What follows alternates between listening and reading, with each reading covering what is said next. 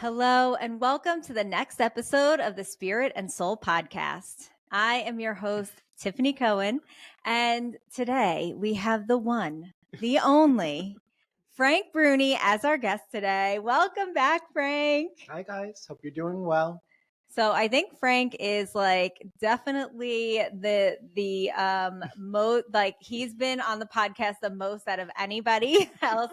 And it's because I really love our conversations, Frank. I think that, we always go deep into these topics and just really like dive in and like break them apart for people so that they can maybe start to see things about themselves or the world around them, and maybe start to choose differently, and also like start manifesting the things that they want to see in their life. It's time for change, guys. Yeah, absolutely. So why don't you first start out by telling everybody a little bit about you, yourself, about what you do here at Spirit and Soul. So I'm here at Spirit and Soul on Thursdays. I'm available for life path readings, life coaching, shadow work coaching, Reiki healing, pretty much working with everybody in the modalities that I see fit that help them and guide them. Mondays, I'm also here as well for private one-on-one healing work, along with product development. There's always something that needs to be made and restocked. Thank you for that, guys. Love that you love our stuff. And pretty much just working in a very moved way with spirit. Everything I do with you guys one-on-one. Every approach of mine is very much face-to-face, right across the table. I try to keep it as salt in the earth and real as possible. You are my equal. I'm here to guide you. I learn from you. You learn from me. And really being at the store in this energy and frequency of this establishment really gives the ground level work that you can do, and we believe that you can do within yourself. Love that. Yeah. All right. So let's dive in, Frank, because I think we have some topics on our heart. Good. We got to thank you. And number one, we're going to get into today, which I think it's going to be an overall thing, but I know I think a few different topics, but I think that overall what it comes down to is like knowing your worth in relationships and not making excuses, AKA twin flame energy. But my twin flame. My twin flame, Frank. So pull another card.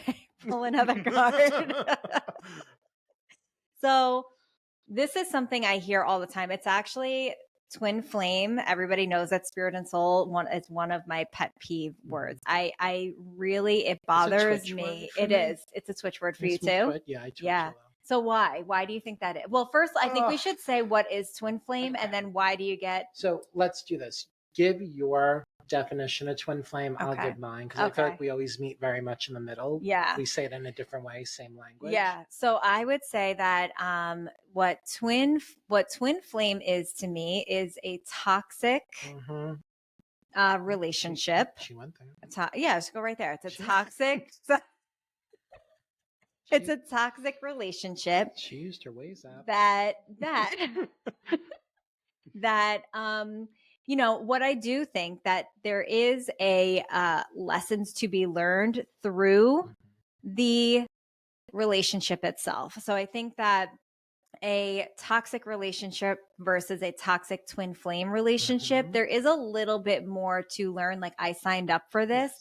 However, you are meant to learn your lesson and get the hell out. You know what I mean? Like, you're not meant to stay and stay. No. So twin flame to me is super toxic. And what people come in all the time with is like, oh, but he's my twin flame. And I'm like, then what? Did you learn your lesson? Run. Like, did you learn your lesson? And if so, run. Oh, but I know this, but I know that. No. You need to get out now. This isn't my twin flame is my soulmate. Your twin flame is never your soulmate, in my opinion. What do you think? So, guys, think of twin flame. I always use simplified words because simplified words help us hold information. Think of the T in twin flame as trying, okay? Tumultuous and teacher. A twin flame is a trying, triggerous, tumultuous teacher. The person is a mirror of you. You are a mirror of them. And there are light and shadow components in the both of you that both of you almost put a three-way mirror up in front of each other and you're seeing all the beautiful angles of you and you're seeing love handles. So when we're looking and we're seeing love handles, you want to talk about love? We're going to talk about love handles. Just saying, you better love them. So with twin flames, they are a teacher really in the shadow work coaching that I do with people. They're going to show you your greatest strengths and your greatest weaknesses. Why are they doing that? Because they're at a point in your life story of helping you evolve better and step into your wholeness so you are whole when you meet your soulmate, not that you're half. Oh, I love that. We Yes, want please. wholeness, not halfness. Exactly. Listen, I want a whole cheesecake. I don't want half. Let's look at But a whole cheesecake sounds delicious. and I don't cook during the week, so I will eat that all week for dinner. That is a soulmate relationship there. Cheesecake and me. Cheesecake and me. Yeah. So I think that where people get tripped up is they think that because it's like this cosmic connection, like a soulmate relationship It as mimics. well, There's a mimicking. there's a cosmic aspect or Yes. there's a soulful aspect to it. However, it's like almost like if I were to look at it, it's like the twin flame and soulmate. Soulmate's like the high end of the energy spectrum, and the twin flame is at the low end. So again, not making it bad, but making it bad when you stay for too long, when you stay past its expiration date, when you're trying to hang on too tightly, which is what tends to happen because they tend to be toxic, passionate, all these things Whirlwind emotions, upheaval, chaotic. Listen, chaotic for sure. Shopping at Target is good, but it's not Bergdorf Goodman. So you can hang out and live in Target. I won't judge. But you could also be a Bergdorf Goodman. Or are you shooting for Boy or that? girl. Yeah, like, but are you shooting for that? And I think that if you always end up, if you don't know, you're not going to know where to shop and also where to go to shop. That's really what it is. Yeah, and I think that where people really get stuck here, truly, is in, and I want to say it's not even just in this one place, but I think where people get caught up in general, and I think it's with talking about spirit in general, I would say, is that they think it's like, oh, like when you hear something from spirit or you see something in the cosmos or a psychic put down a card and said, he's your twin flame. And you know, oh, you're meant to work it out. It's like, yeah, but you have to not just take what everybody is saying. You can't just take those things that everyone's saying. Also, who's the psychic? Reading. Right. And it's also the TikTok readers that know what is going to hit in the algorithms and what's going to draw attention. That's another thing we do here at Spirit and Soul, to go off of Tiffany. We will really sit down with you and tell you what's going on. And we're not going to be like, for this amount of money, we're going to cleanse you and he's going to come back. We're going to be like, no, babe, that's really unhealthy, and go date someone else and go to therapy. Yeah, like run in the other direction. You got to cross-reference your research here.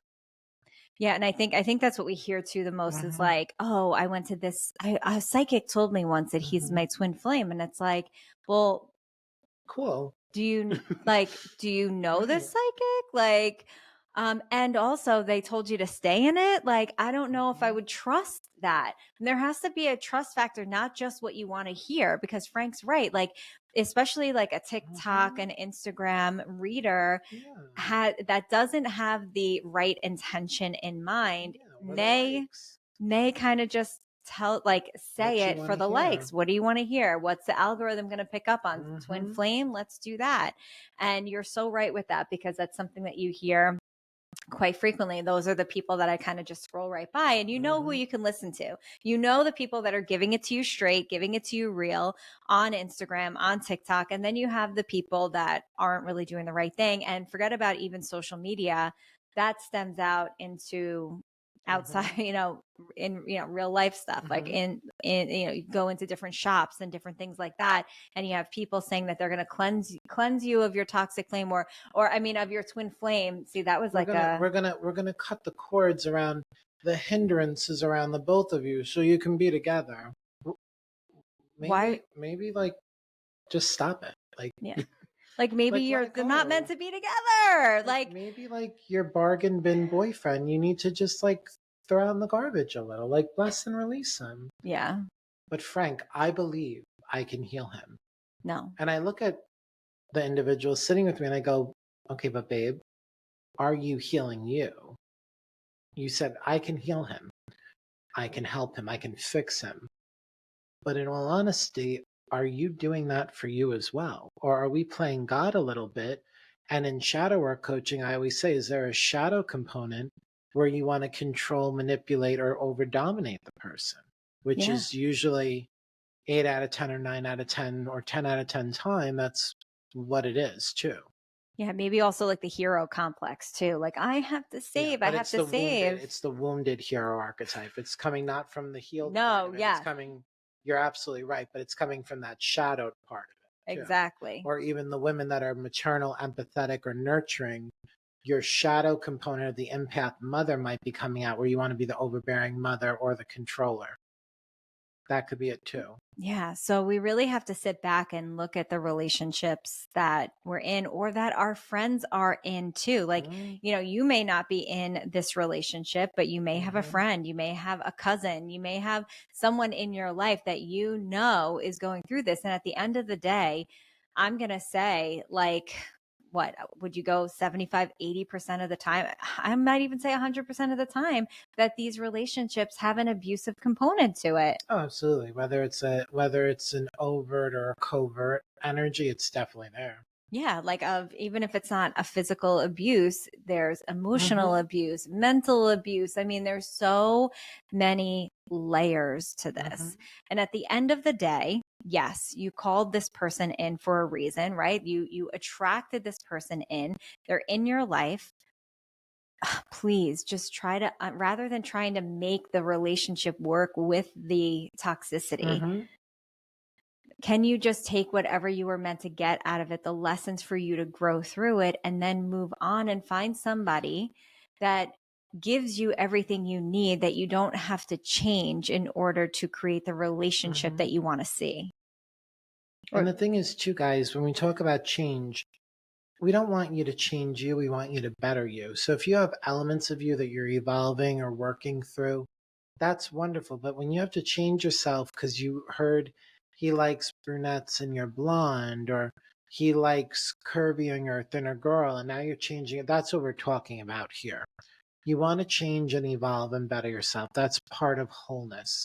But when you're changing or shifting yourself into a caricature of you or what you feel is the resume the other person has, that's another part of the twin flame component as well, where it's like the yin and yang symbol. Twin flame people think that they're good because when you put two of the pieces together, you get the whole symbol. You get the yin and the yang. But when you take them apart, they're halves again. So twin flames, you're always going to feel like you're half or not whole. While in the soulmate relationship, you're going to be focusing on wholeness, feeling whole in yourself.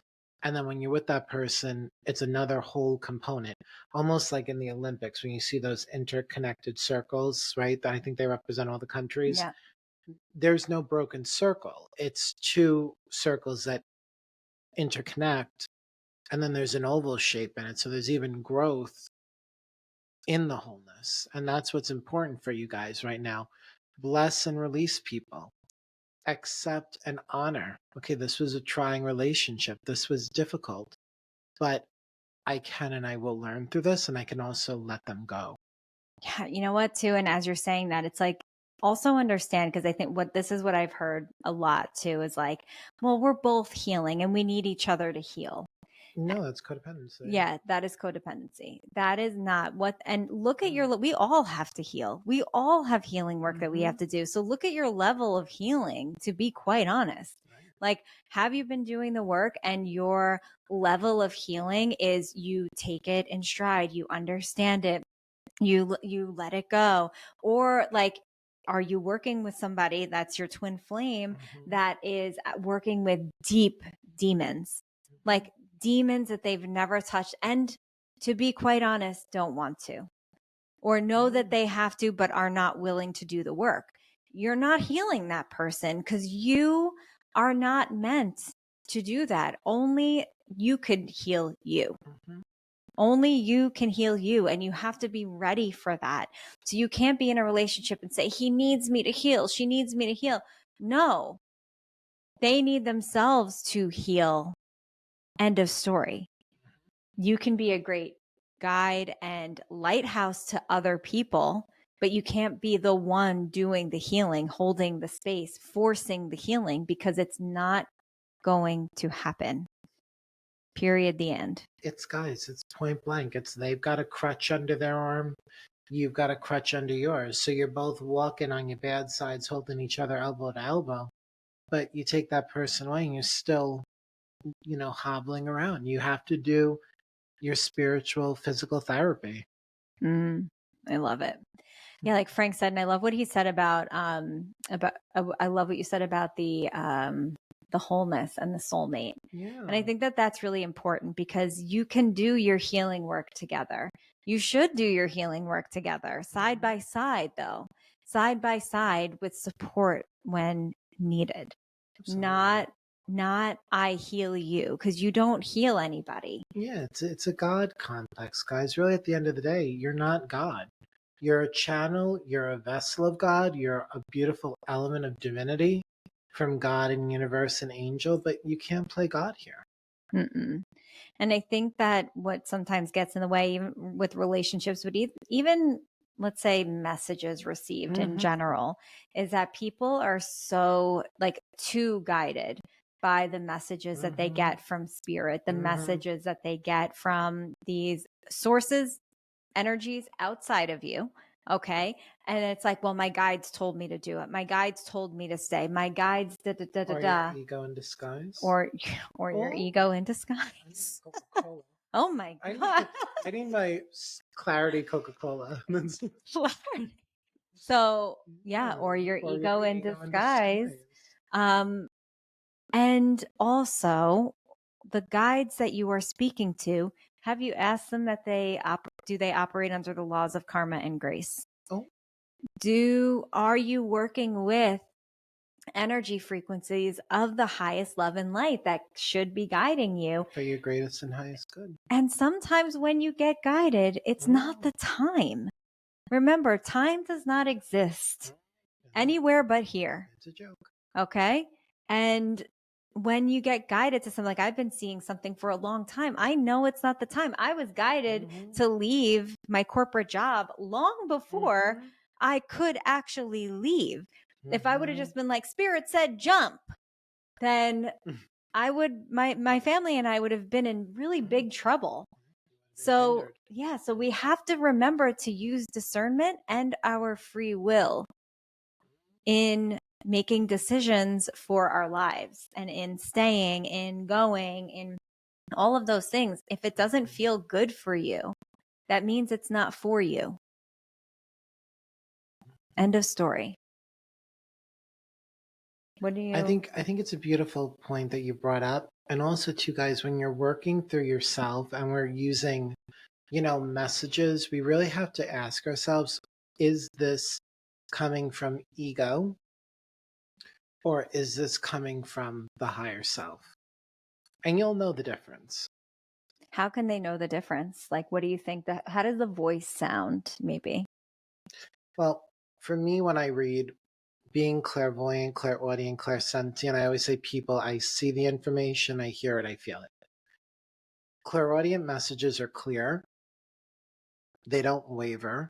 They're not shaky. There are also messages that move you or make you feel uncomfortable, which usually makes the ego feel stimulated or triggered, which is spirit now overriding the ego. So sometimes when a message satisfies the ego, we'd have to really question it, because really I think spirit makes us uncomfortable.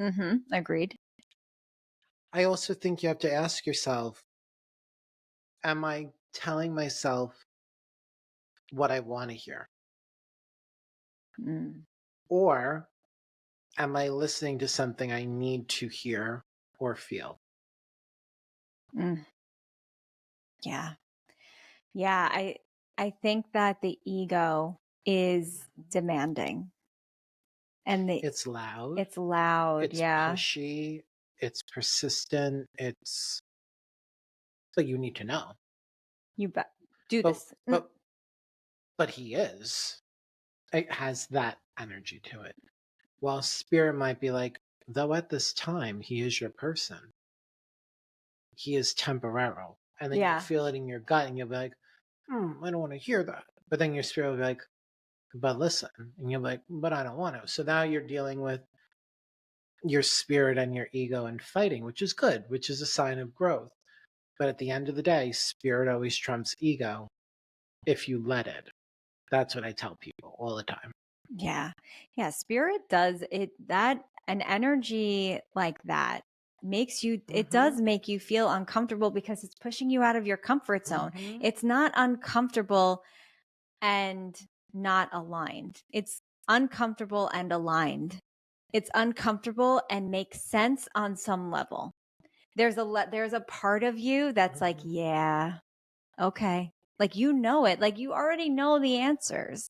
You already know. With ego, it feels there's a part of you that knows that it's not aligned. And that's It's eating those french fries, knowing you're going to get that bellyache. yeah, absolutely. Ego's like, yum, yum, yum, yum, Yeah. yum, yum, yum, yum, French yum, fries, yum. good. French fries are good. Yum, yum, yum. However, they're wonderful. But are you going to eat 2 large fries or 1 large fry and then the next day drink lemon water, have a cup of tea, and eat some fruit? It's okay to operate from your ego. You're human. It's okay to have a twin flame relationship. It's okay to, re-entertain, somebody from your past, your ex that you retried again. That's okay. But if you hold on, if you keep on repeating a cycle, it's on you. And a lot of people that we work with, a lot of people in our lives, I've learned when I say it, I'm sure you've learned it as well. When you put the ball or the chess piece back in their hand and go, your move, or it's on you, you actually see people either really grab that chess piece and go for it or almost get deeply angry and irate over triggered. it. Oh, Triggered. triggered for days. Yeah. Absolutely. Absolutely. Yeah, I'm like sitting here thinking, and I feel like when I was younger, I don't know if I would have ever described it as a twin flame relationship, but I think that when I really look at it, it was. And it was something that, if you're not aware of it, which I wasn't at the time, then it's a cycle. Yes. Like, it comes in waves. It always did. And it was like torture, and then, okay, all right, it's okay. And then and it was this constant cycle until I was like, what the hell? And as soon as I broke that cycle, I met Andrew, my soulmate. But I had to break the cycle and say, she had to put the fries what? down. Yeah, I had to put the fries. I had to, I definitely did. And I remember my mom one time, pulled pulled him aside and said something to him. Was like, listen to me. You're not going to, cause I remember it was like I just turned 21. It was my 21st birthday. And she's like, you're going to show up. She called him and was like, you're going to show up because it's my daughter's birthday and she expects you to be there. You're not going to cause a drama or a scene. You're going to be nice. You're even going to bring a present. Like she goes, you're going to do that. Yeah. And, and he listened, and all that stuff. But at the end of the day, my mom shouldn't have had to call someone to say, bring a present or to show up for a birthday. You know what I mean? And that right there is toxic. Right there. Right there. That's the trying, tumultuous teacher. Yep. And when I think about it now and like truly like letting that all go, and that was like years of just a cycle. Like I would say, I think about 4 years of a cycle. I look at it and like let it go with grace and also know that I did learn from it. In the end, like I realized my worth. Like I didn't know my worth in all of that time, in all of those 4 years until the very end. And I was like, what the hell am I doing? Like I kind of snapped out of it. And once I snapped out of it, because I was reading my own cards and my own cards were like, bitch, what you doing? And you're Run. like, but another spread will help. Wait, I need Maybe another spread will do. I need another spread just to double check. And then when I met Andrew, the energy was just right. Like I knew the whole Did time. it feel like calm? Yeah. Or equalizing? Yeah, absolutely. And I'm not saying that even with Andrew and I that it was like all like there were no issues or there was no nothing. No, like that it's normal to have some conflict. It's normal to have things that you need to work through. You know, but at the same time, like for us, just transparency, like for us it was, you know, Andrew always moved and didn't want to be bound to New York. He always was, you know, traveled and stuff like that. And I was like, I'm not leaving. So if you love me, you're staying. He goes, so you can go. And obviously he chose to stay in the end. But you know, that was like an issue, but something to work through. And we worked through it together, not like in this toxic way. I just kind of said, this is where I'm at and you can make your decision from there. And that was it for me. So it was easy. It was easy, conflict, difficult, but easy, aligned. And there was never any of that. So when I really look back at that old relationship really in the end, I can say showed my worth, like showed me that I had to step into my worth. But if I could have kept it going, I'm sure for years and years and years, if I never learned who I was.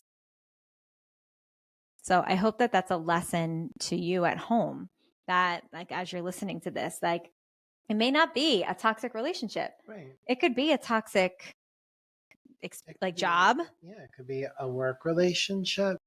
It could be a family member, guys. Sometimes a twin flame relationship could be a relationship too with your brother, your sister, your mother, even a friend as well.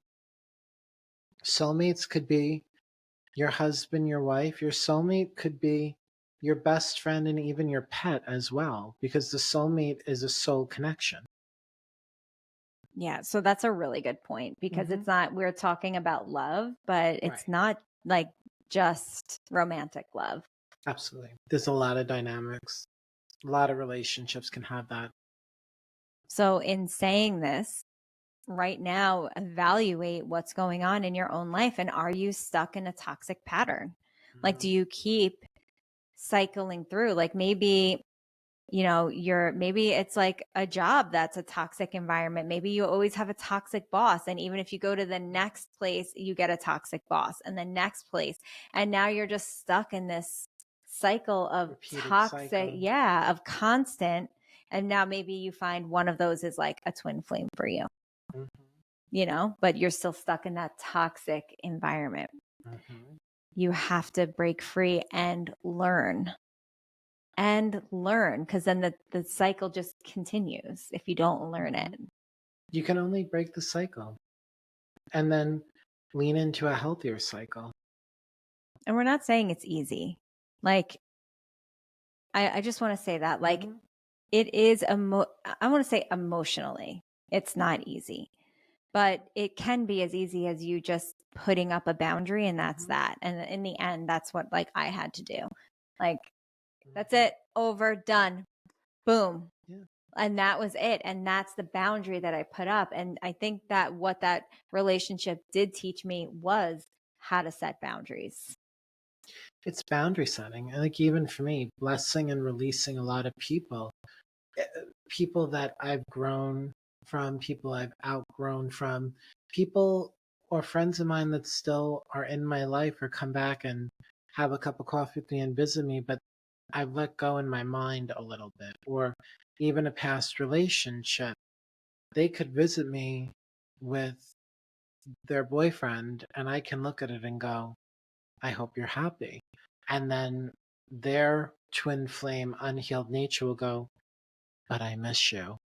And I'll sit there going, I want to throw up. I don't say this out loud, but in my head I'm going, no, I want to dry, a little dry heavey. I'm like, what? But sometimes you have to go, I missed you, but I thank you. That's another thing too. If you're really working through twin flames or really working through self-worth and self-esteem, they will pop up again. Things will peekaboo, things will wink at you, things will check to see if your door is locked or see if there's an opening in the door.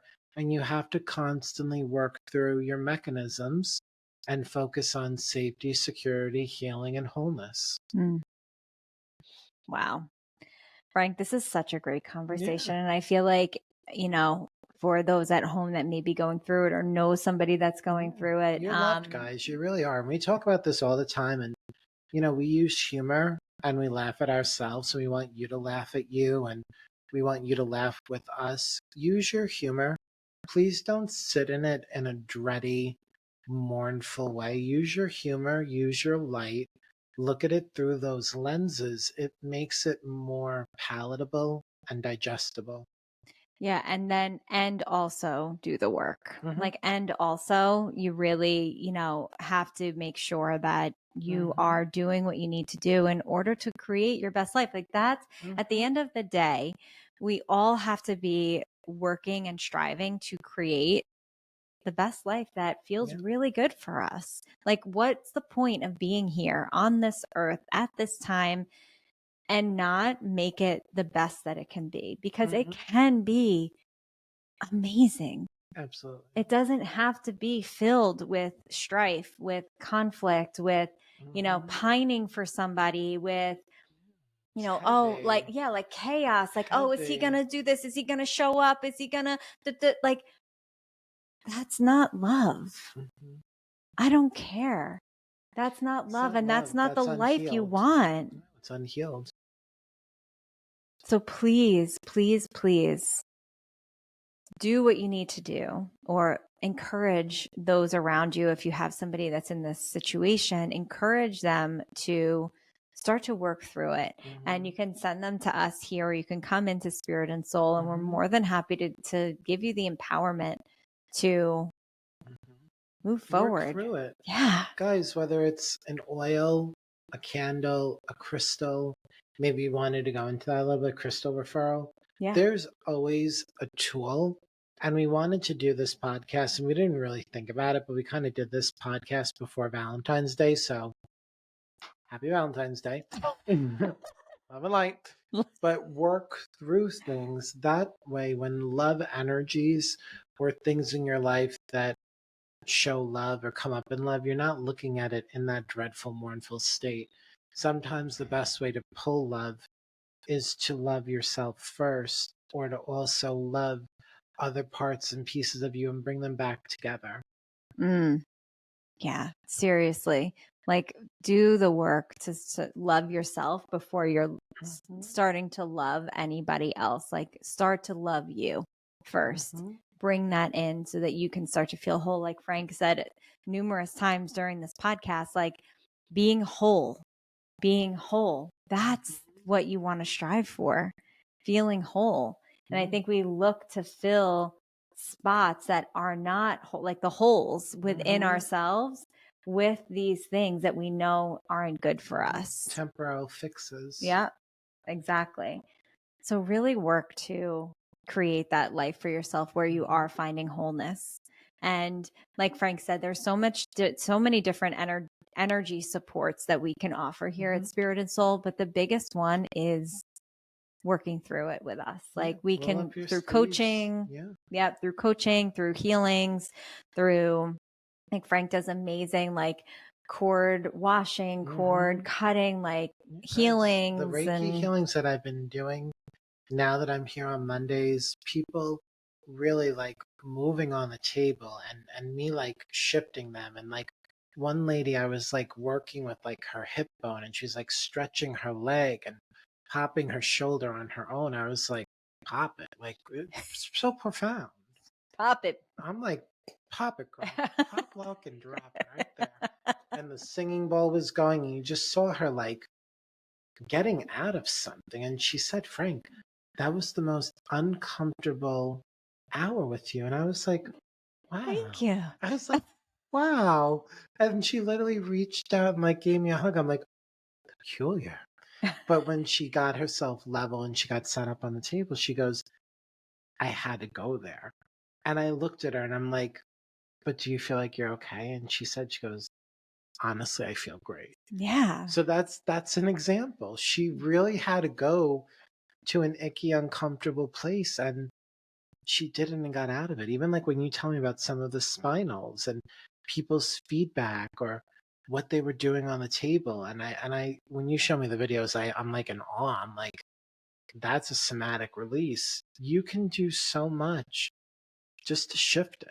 Yeah. And it's all caught in the body. So that's why the Absolutely. body's moving like that, Mm-hmm. because It's the it's unraveling, right? stuck. Yeah, We would say absolutely. undoing. Yeah. The Yeah. unraveling, the unwinding, like Mhm. really letting all of that go that's stuck within your body so that you can create Mhm. space for something good, for something better. So the healings that we do are, that we hold space for you. They're pretty profound, to be Yeah. quite honest. And um, if you feel like you're working through a twin Yeah. flame, trying to work through it, I've been working with a client who's been trying to let go of a twin flame, and it's been a journey, and she's doing it, and I'm Good. like so proud of her, and to see it unfold is amazing. So we're here to support you energetically in any way Mhm. that we can, to give you the guidance, to give you the heart healing, right? Mhm. Working through the grief, working through the lessons, seeing the lessons, like whatever it might be. We're here, whether it's through the classes, whether it's Mhm. through healings, coaching, all of the things, to get you to a place where life feels different in the best way possible, where you feel like you're back in your power again. Mhm. Absolutely. Yeah. All right. Well, Frank, thank you so much for joining me on this Thank episode. you. I It always was a love having you pleasure. on. It was fun. All right, guys, let us know what you really resonated with the most here. We want to hear from you. Make sure that you are tagging us, or you're DMing us on Instagram at Spirit and Soul Studio.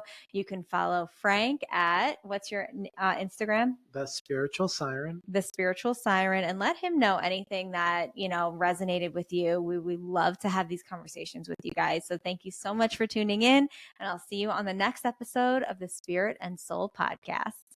Bye, guys.